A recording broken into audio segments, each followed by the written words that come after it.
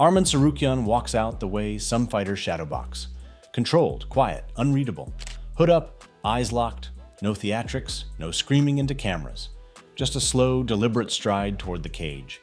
Then the door closes, and he starts hunting. He doesn't chase chaos, he creates pressure, he breaks rhythm, he forces mistakes.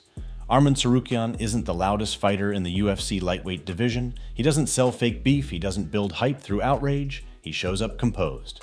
And then he dismantles people. That's why some fans call him the Armenian Batman. Not because it sounds cool, because the way he fights fits the archetype. The Batman Blueprint.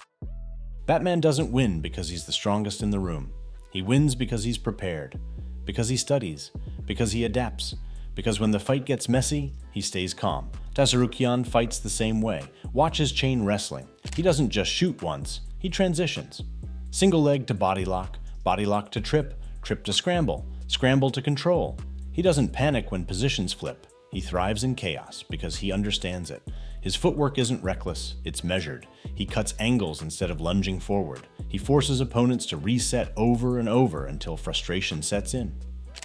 Control over chaos, that's his philosophy. He drags you into deep water, then he watches you panic.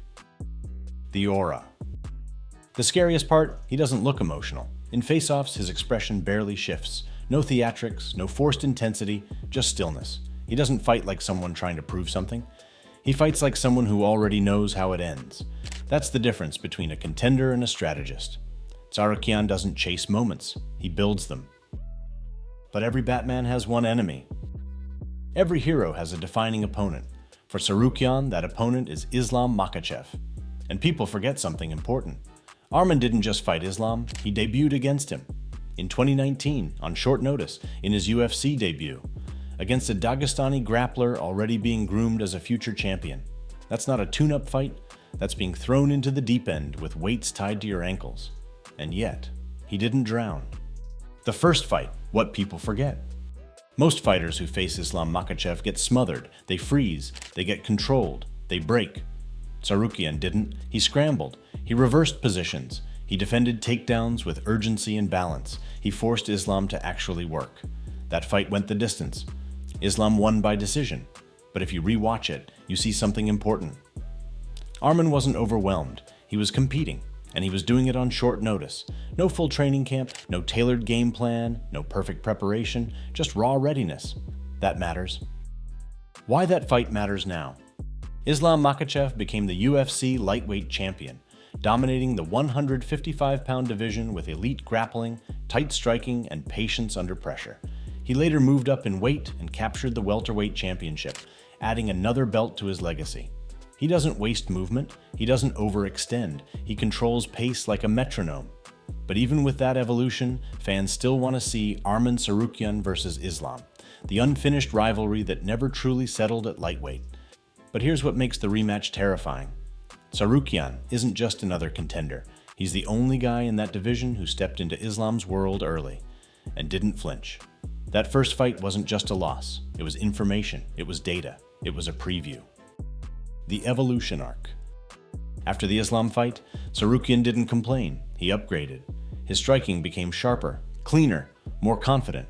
His entries became more explosive, his timing improved, his patience matured.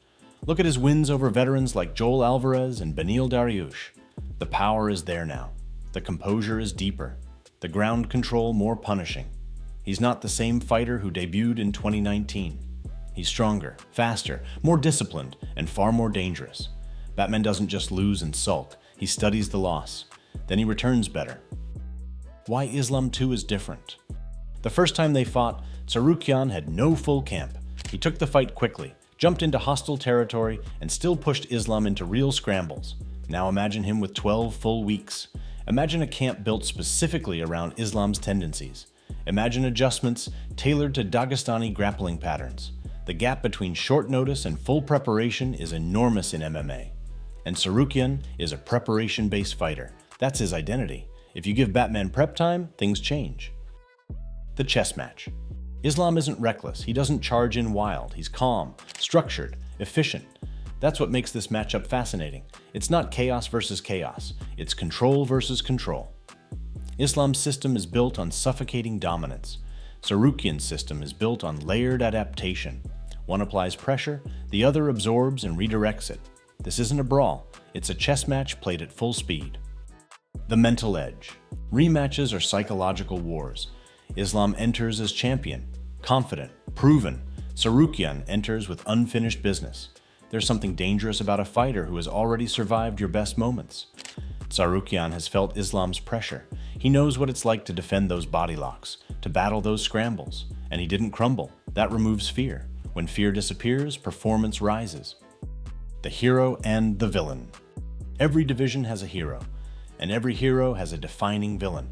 For some fighters, that villain is internal doubt. For Tsarukyan, it has a name: Islam Makhachev. Not because Islam is reckless or chaotic, but because he's the obstacle, the wall, the mountain that forces growth, the opponent that demands evolution. You don't become legendary by avoiding those matchups. You become legendary by conquering them. The quiet build. Tsarukyan isn't building his career through noise. He's building it through layers. Layered skill, layered experience, layered composure. While others shout, he trains. While others tweet, he drills. There's something intimidating about a fighter who doesn't need attention to feel relevant. He doesn't talk, he hunts. The real origin story.